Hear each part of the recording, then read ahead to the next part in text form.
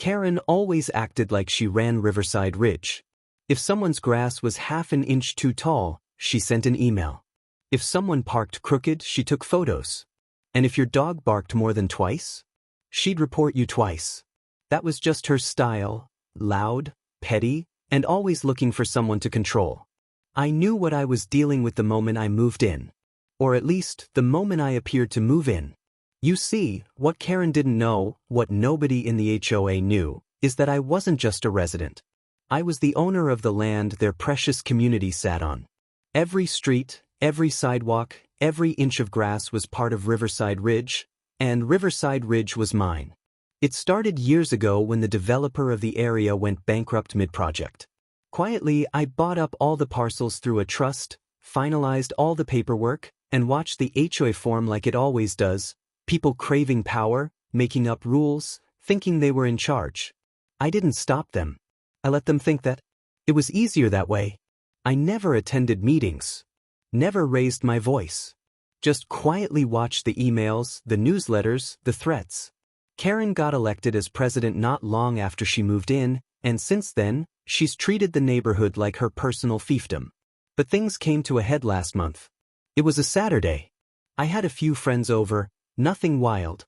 Just a few chairs, some music, people chatting and enjoying the breeze by the river. The area was still technically part of the ridge, but the public trail along the water was clearly posted as private property. My property. Karen didn't like that.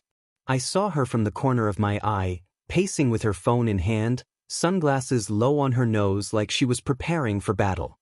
She started taking pictures. Then she stormed over. She didn't start with, "Hello." She went straight into threat mode. "These guests of yours aren't registered," she snapped. Riverside rules state all non-residents must be cleared with the HOA 48 hours in advance. I smiled. "They're with me." "That doesn't matter," she said.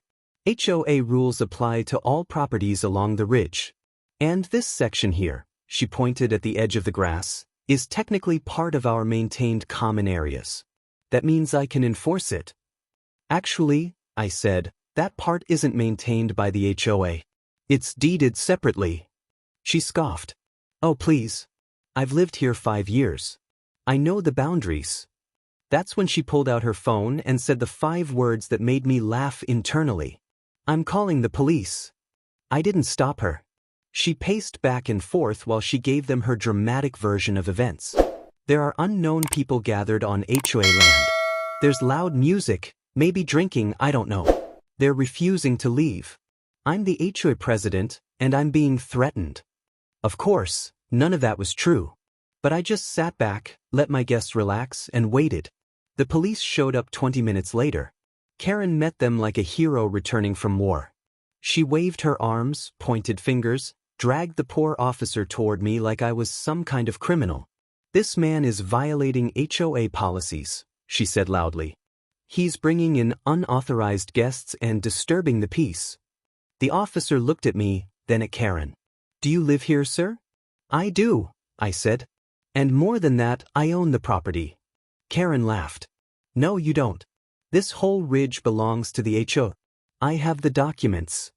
I reached into a small folder and handed the officer a copy of the title, not just to the house, but to the land beneath half the neighborhood. It was stamped, certified, and notarized.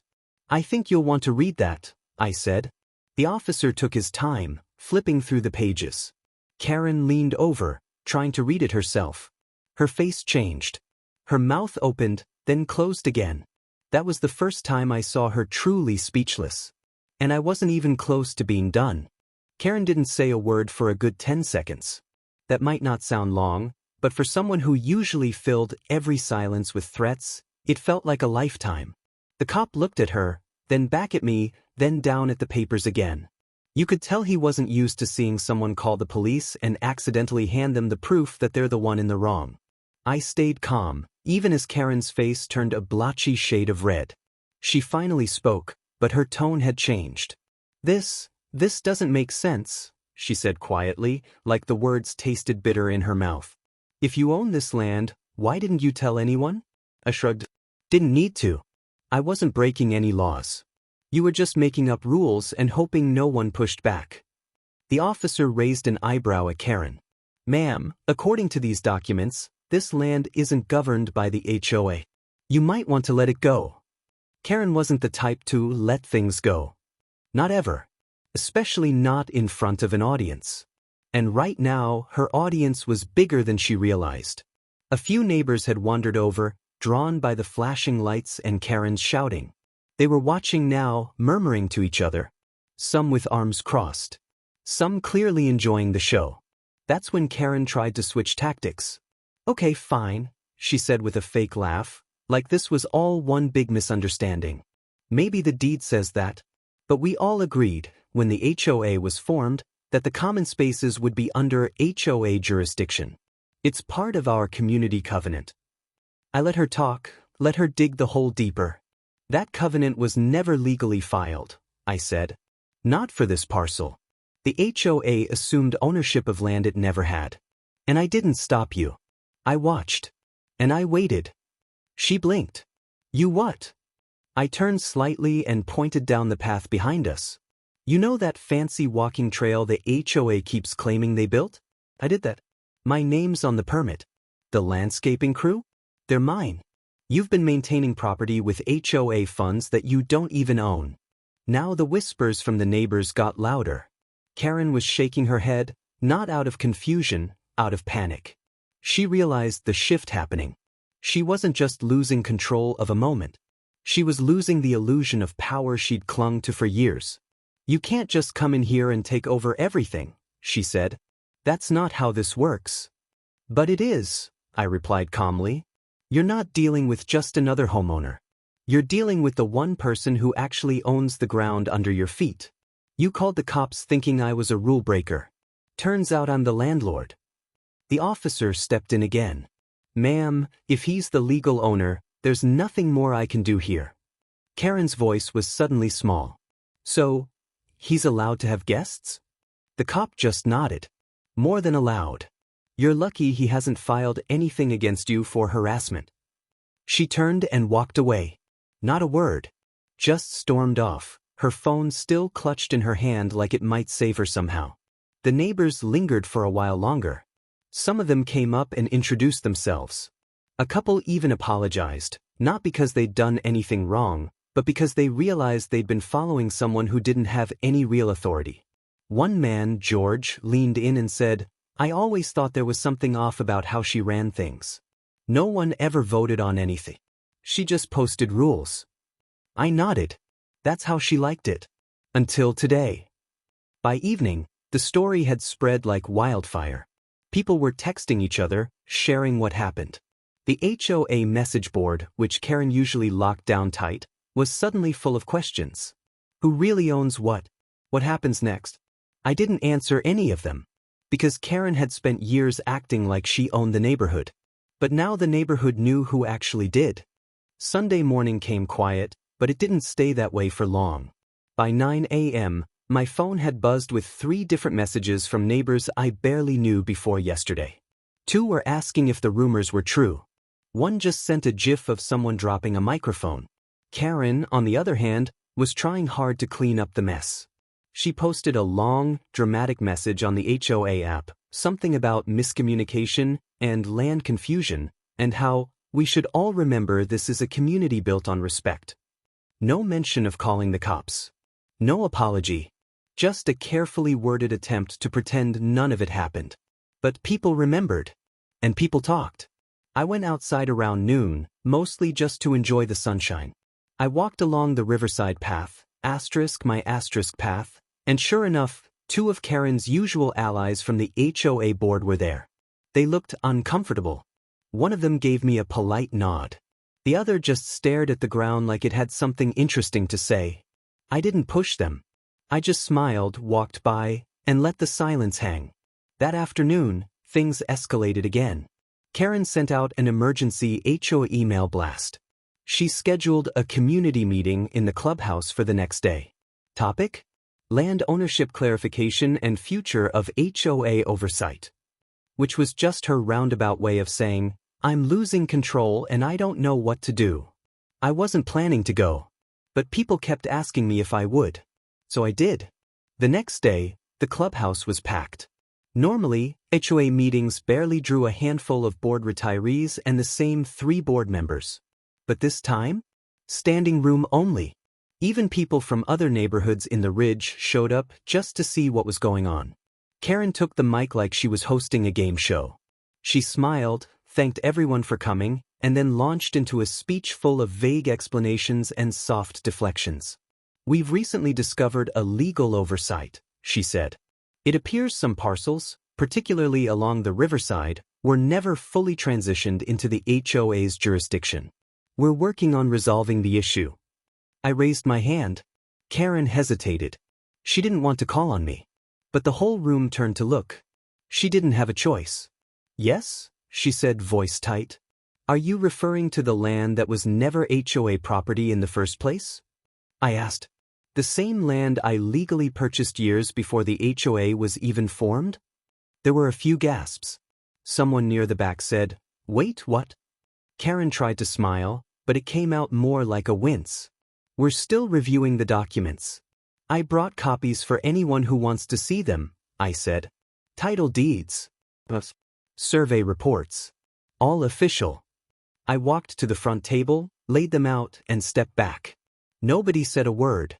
But within seconds, people started coming up to read them, flip through them, take photos. Karen tried to redirect. Regardless of past paperwork, the HOA still has responsibilities to enforce order. On properties it owns or governs, I interrupted. Not on privately owned land. Someone else in the crowd spoke up. "So if you never had jurisdiction, why did you threaten to fine people for using the path? Or parking near the river? Or having guests?" Karen didn't answer that one. She just stood there, frozen. Another man chimed in. "My wife got a violation notice last year for sitting in a folding chair near that oak tree. That's on his land." Heads turned. Eyebrows raised. You could feel the mood shifting again. And that's when it really hit me. This wasn't just about Karen losing control. It was about the neighborhood waking up. For years, they just accepted her version of the rules. No one had questioned where those rules came from. Now they were questioning everything. Karen finally sat down. The meeting ended early. People didn't just leave quietly either.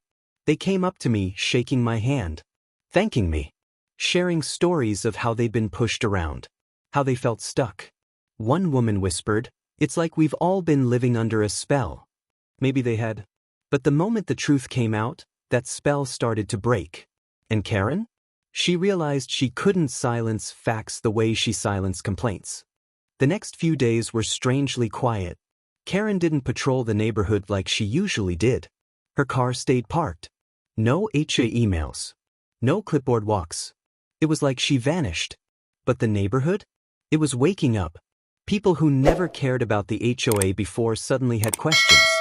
They started digging through paperwork, talking to each other, sharing stories about violations they'd received, most of which were never backed by actual law. Just Karen's say-so.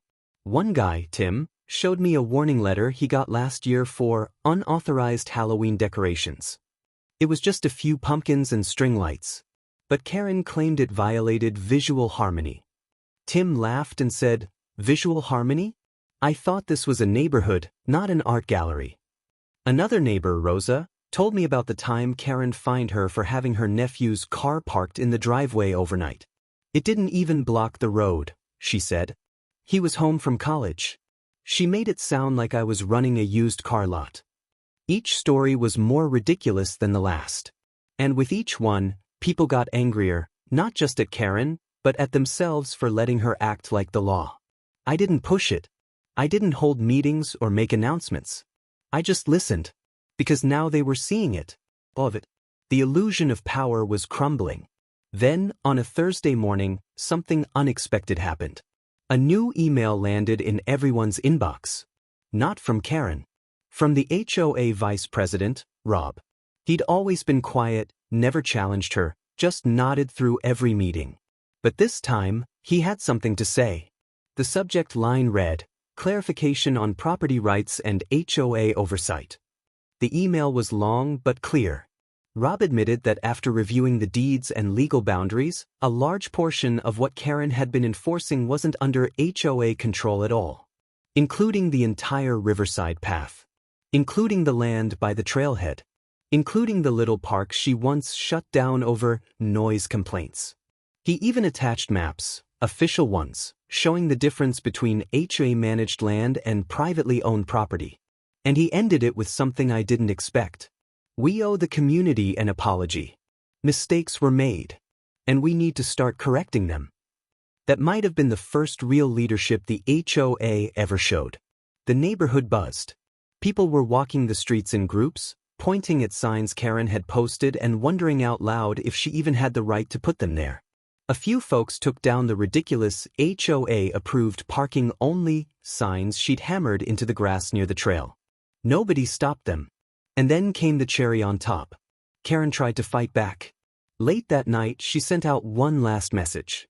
A long, furious letter where she claimed she'd been misled, that she'd acted in good faith, and that I had misrepresented ownership by staying silent. She ended it with a threat to take legal action against any party undermining HOA structure. I didn't even respond. I didn't need to. Because the next morning, Rob sent another email. This one was short. Just one sentence, really. Karen Mitchell has stepped down as HOA president effective immediately. No thank you. No fond farewell. Just gone. Her resignation was the spark. Within hours, neighbors started talking about reform, about reviewing every rule, about voting on everything, publicly and properly. For the first time, people wanted to say. I watched it happen from my porch, sipping coffee. People waving, nodding, even stopping to ask questions about land use, zoning, and easements. You'd think I was running for mayor, but that was never the point. I didn't buy Riverside Ridge to play king. I bought it because I believed in letting people live how they want, not how someone like Karen decides they should. The rules had gone too far, and it took one bad phone call to finally bring the truth into the light. Funny how it all started with her trying to ban my guests. A few weeks after Karen's resignation, Riverside Ridge felt like a completely different place. The energy had shifted. People who used to avoid each other now stopped to chat at the mailbox. The usual icy nods became full conversations. Kids were out riding bikes again without anyone yelling about noise. It was like someone opened a window and let all the stale, heavy air out. And still, not a word from Karen. She hadn't shown her face since the night she sent that angry resignation email. Her house lights stayed off. Her car hadn't moved. Some said she was embarrassed. Others said she'd left town to stay with family. Whatever the reason, her silence was louder than all her shouting had ever been. In her absence, the remaining HOA members scrambled to fix the damage. They held a vote, this time a real one, not just a meeting with muffins and nods. Every resident got a ballot in their mailbox asking whether they wanted to restructure the HOA, dissolve it completely, or simply limit its powers. I didn't campaign. I didn't knock on doors or make speeches. But people knocked on mine. Some came with questions about the land. Some asked if I'd be willing to help advise a new board, one that worked with the neighborhood, not against it. One neighbor even asked if I'd consider taking over as president. I laughed at that one. I already own the place. Why would I want the title too? She laughed back and said, yeah, I figured. But still, you're the only one we trust right now. That hit harder than I expected. Trust isn't something you can demand. Karen tried. She ordered people to trust her just because she printed rules on HOA letterhead. But when things got tough, people saw through it. Real trust is quiet. It builds over time. It shows up when you do what's right without needing attention. Like when I quietly paid for new trail lights last year after the old ones stopped working. Or when I cleared fallen branches after a storm and never said a word. Karen took credit for both. I never corrected her. But people noticed. They always notice eventually. By the end of the week, the ballots were in. Over 70% of the neighborhood voted to strip the HOA down to the basics: trash pickup, streetlight maintenance, and mailbox repairs. Everything else? Gone. No more fines for garden gnomes. No more threats about holiday decorations. No more Karen-style rule enforcement. It was a victory. Not just for me, but for the whole community. And yet, things weren't perfect. A few of Karen's loyal friends still muttered about how things used to be. One of them, Debbie, I think her name was, posted on Facebook about how the neighborhood was falling apart without structure. She complained about a trampoline someone put in their yard. Said it ruined the aesthetic. Nobody liked her post. Another one of Karen's old allies tried to argue at a town meeting that the HOA had been misunderstood. That their rules were meant to protect property values. But someone else stood up and asked, how does banning a grill on a porch increase property value? Silence followed that one. People were done with excuses. I started walking the trails more often. Not to check on anything, just to be visible. Neighbors would stop and ask things like, is it true you own the whole ridge? I'd smile and say, only the parts people tried to control.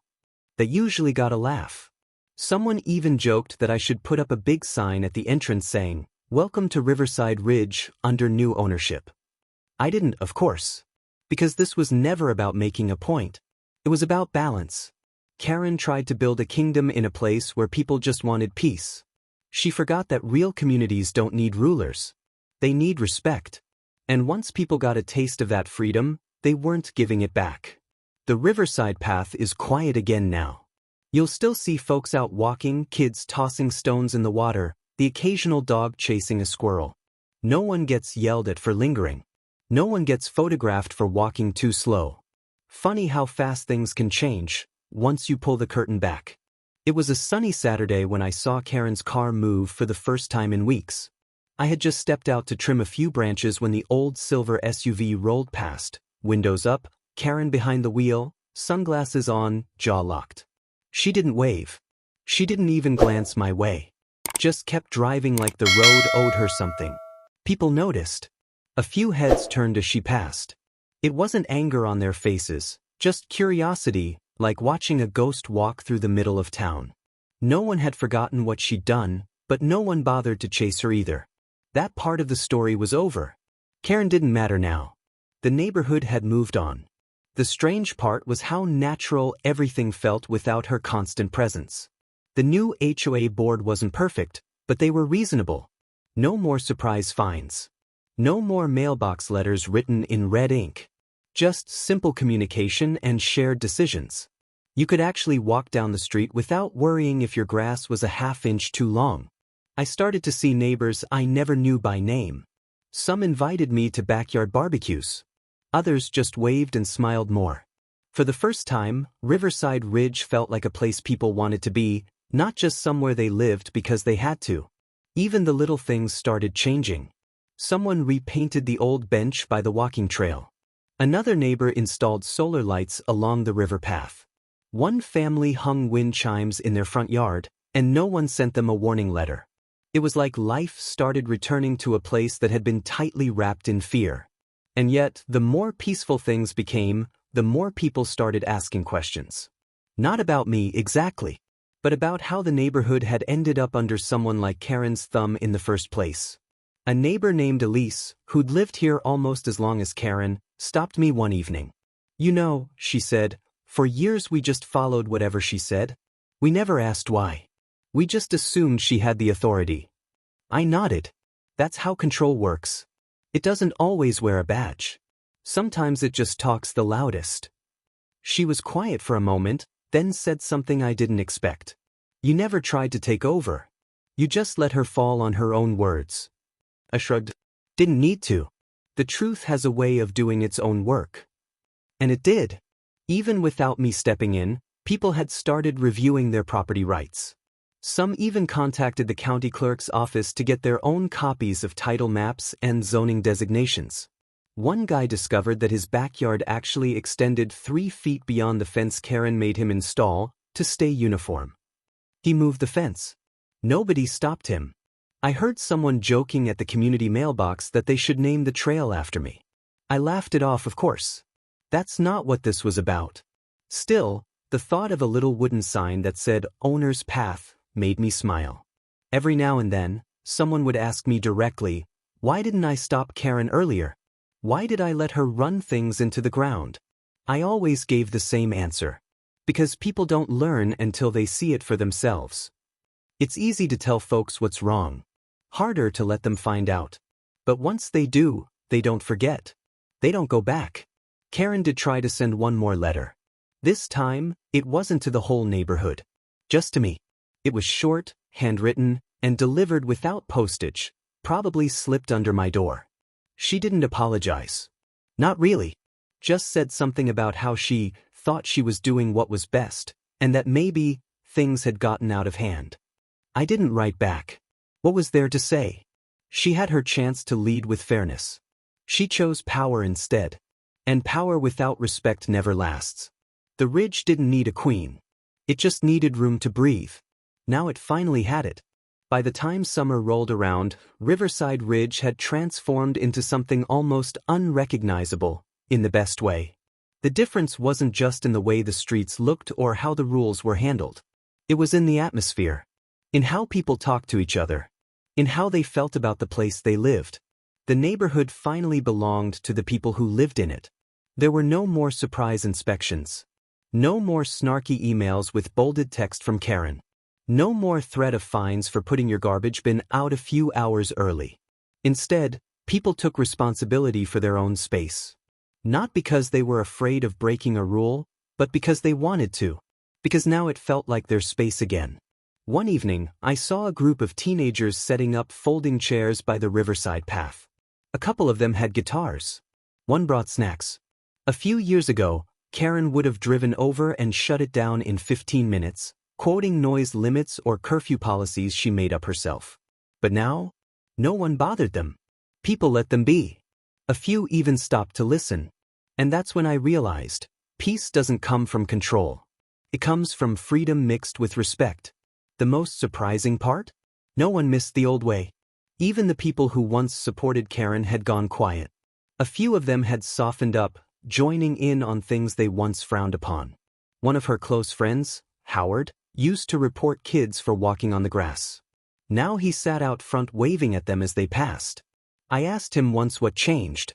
He just said, "I guess I got tired of frowning all the time."